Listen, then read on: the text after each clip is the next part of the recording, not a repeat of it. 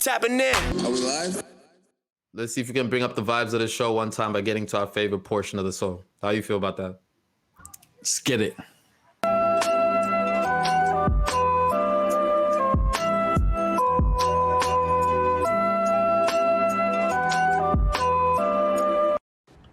Yeah, I get that, but is we live though? Is we like all the way live though? You heard?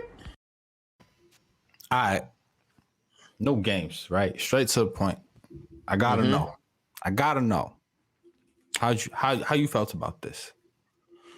Miles Xavier, over the week you called me and we have a conversation that we have all the time where you say to me, Zwe, what are we gonna talk about today? What are we going to bring to this podcast? And a lot of the times, Mr. Miles Xavier, this is giving people some background story of how this thing goes together. We'll list off just a whole bunch of stuff that maybe me and you don't necessarily want to watch or don't care about. Full disclosure, Miles tried to get us to review the Silk Sonic album. It's not happening.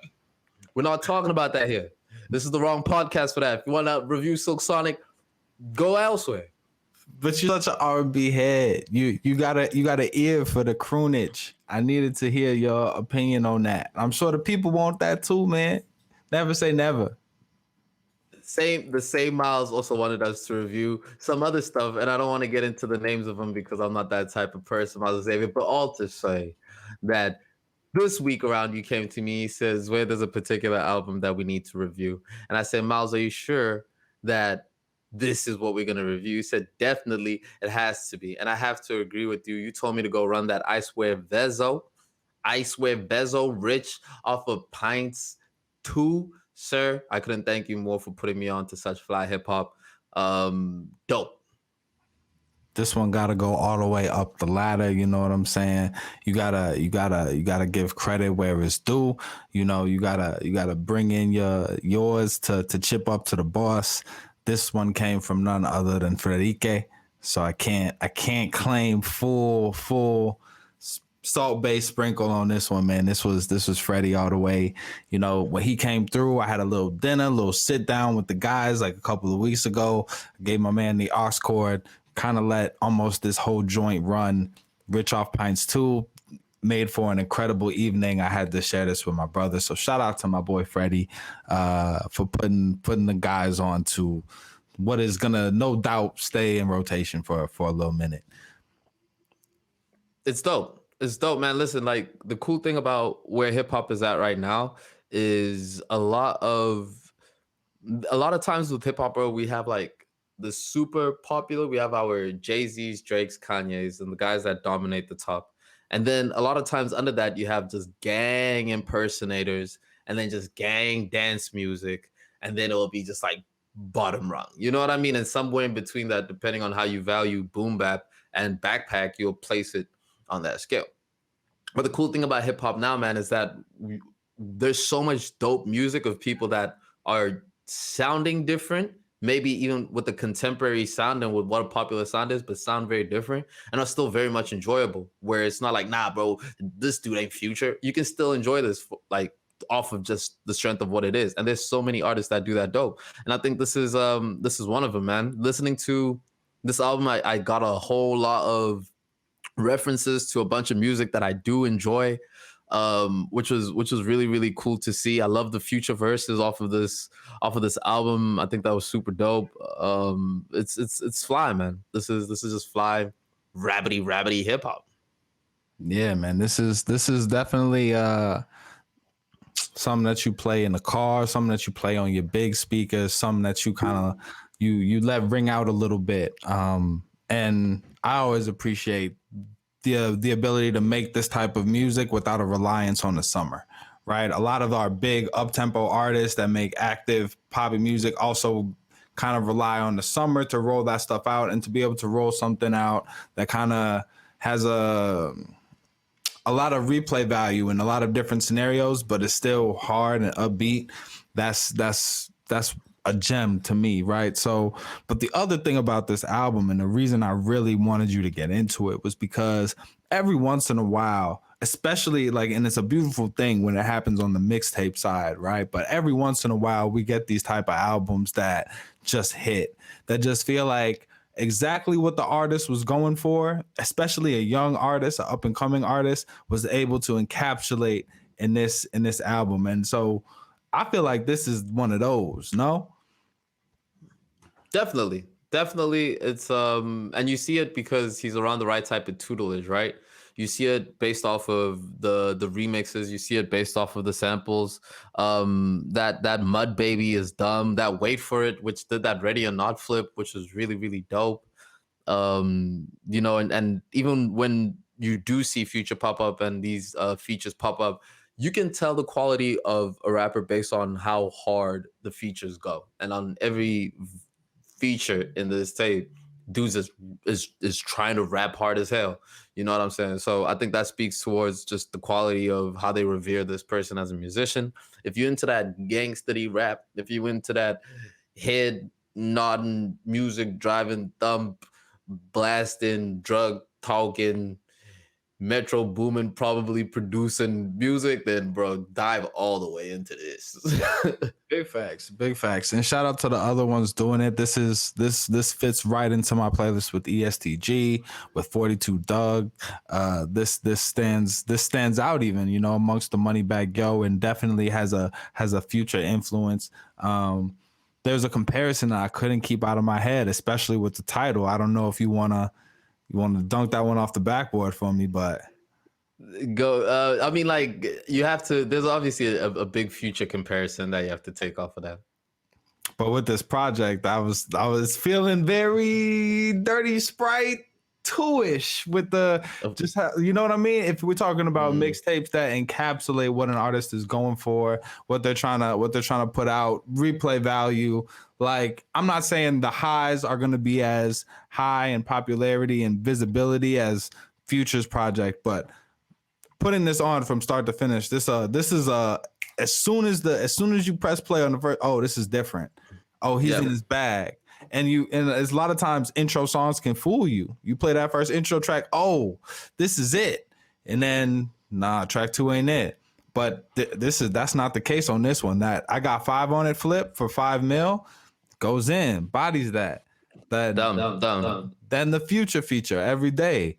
Get Back, Mud Baby, different BPMs, different beats. He's talented. Even Chamber Brothers, no, Hustle Hard, which isn't my favorite track on the album, shows kind of a versatility there that with artists that are this entrenched in making we need a better word for this, John, but like really like street like music. He's the versatility, it makes me want to hear his next project. There's an energy there that, like, again, this is one of those joints that I don't know if a Sada Baby has a body of work that's as runnable as this. You know what I mean? Sada Baby, maybe not. I don't Maybe know. not Sada Baby, but that's a good comparison for sure. And you definitely listed off some favorite tracks, getting some feedback there. I got Every Day with Future, Mud Baby definitely slaps. That Sippin'. That Sippin' took me straight to the same a similar track. Damn, this dude's name. Damn, I forget this dude's name right now. But Sippin', super Babyface, dope. right? Yeah, with the featuring Babyface, and then Wait for It is also a super dope one, man. Those are some of the highlights for me. I gave this a good 3.5 out of 5, man. I really enjoyed this. Oof. Yeah, I think I'm a 0.5 above that. I think I'm at a 4 out of 5 with this one. But then it also begs the question is like, what more do we want out of an album like this? What would push an album like this to a 5? Where this is a great, amazing mixtape. You handed me this today or in 2011 as a CD, and I am a happy man for my next few weekends. What more do we want out of a joint like this? Whatever that Mozzie gave us on Internal Affairs is what more you could give. Internal, yeah. But then that Internal Affairs is flawless.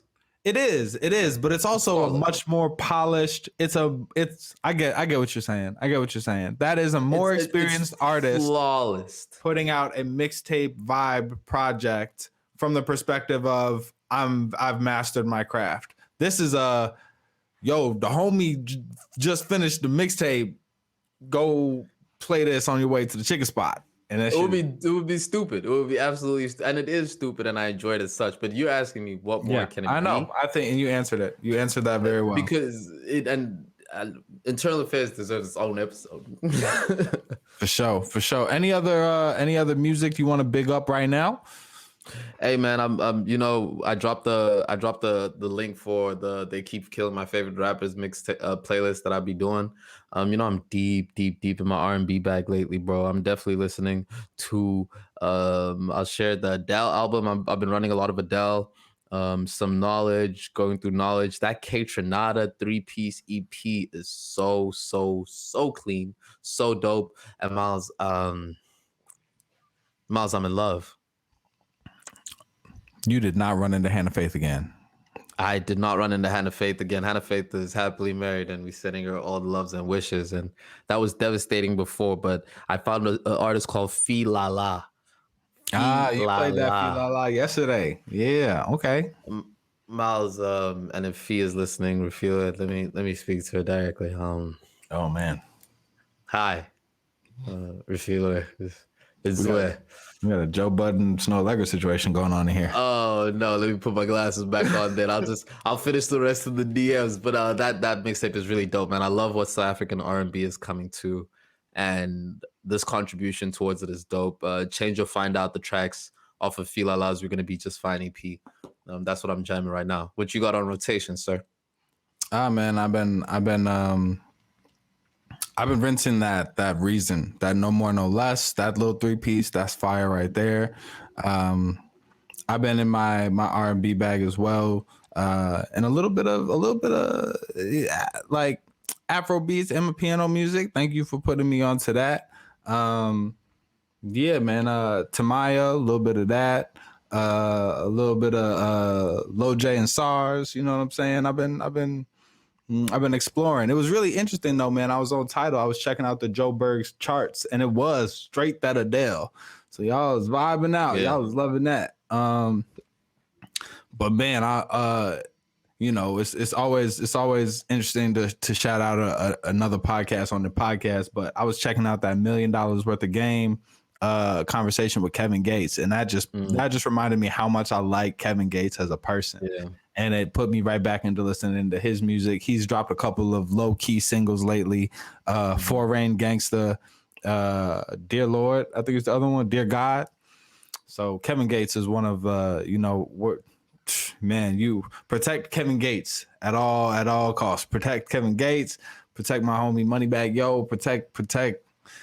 We losing too many people, man. It's crazy out here. And protect yourselves, man. We only do this show for a few reasons. And one of those reasons is that we know that people are carrying some heavy things. People are going through some really heavy things.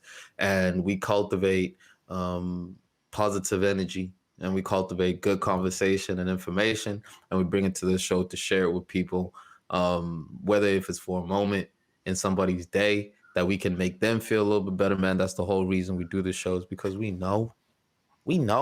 Yeah, we know. It is Sunday afternoon or evening, depending on where you post it up.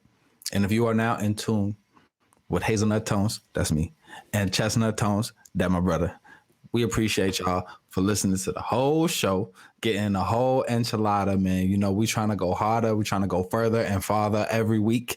We are making improvements. We are trying to make sense of the headlines. We are trying to figure it all out in real time during this celebration of celebrating, the celebration of life, celebration of love, the celebration of how good it feels to be Black. Don't it feel good, Sway?